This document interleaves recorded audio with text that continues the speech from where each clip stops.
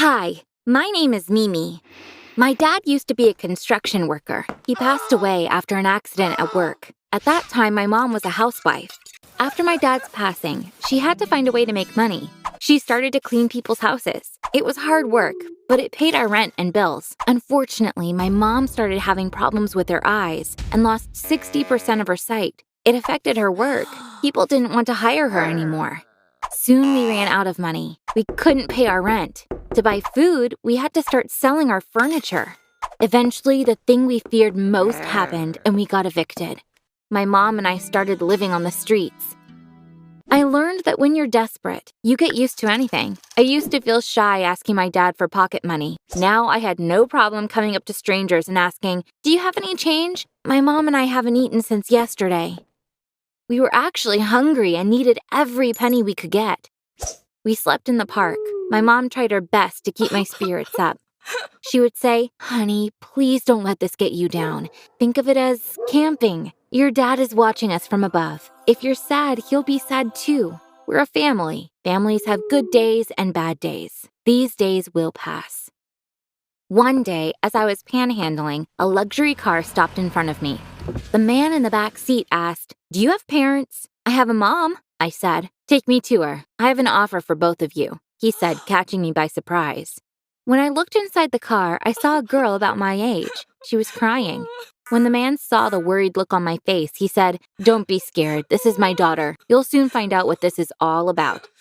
I took them to my mom.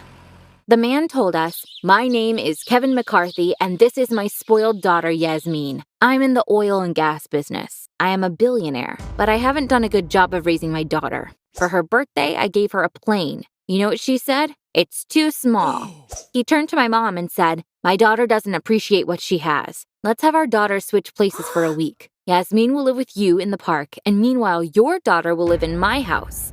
In exchange, I will buy you a house." I knew my mom wouldn't like this idea. Before she could say anything, I said, "Mom, please say yes. I'll switch places with Yasmin for a week. This would be good for both of us." My mom said, "You would be living with strangers. I don't think it's a good idea."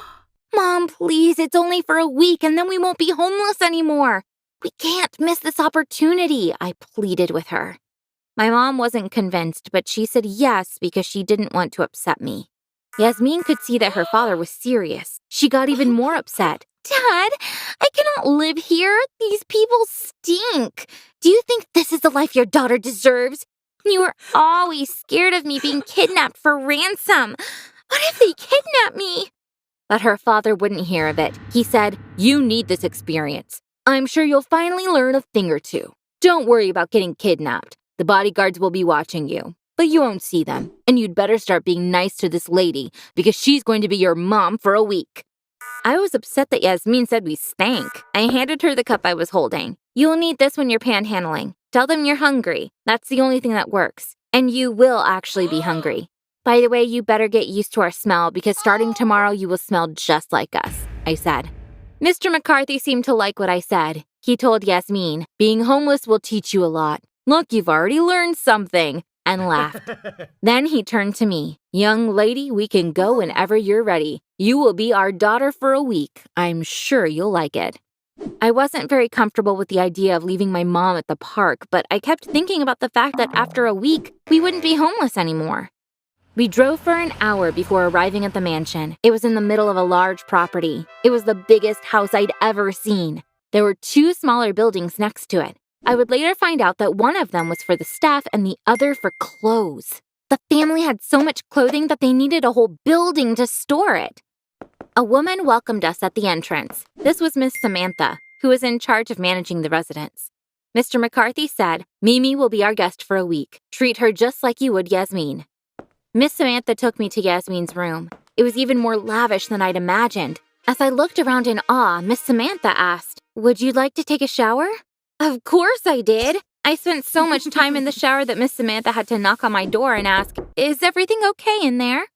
She had prepared pajamas for me. I put them on and went to bed. It'd been a while since I slept in a regular bed. However, I felt sad when I looked up and saw the ceiling instead of the stars. I'd gotten used to falling asleep looking at the sky. I wondered what my mom was doing. I was sure she was thinking about me at that moment. It was only the first night I was spending without her, and I was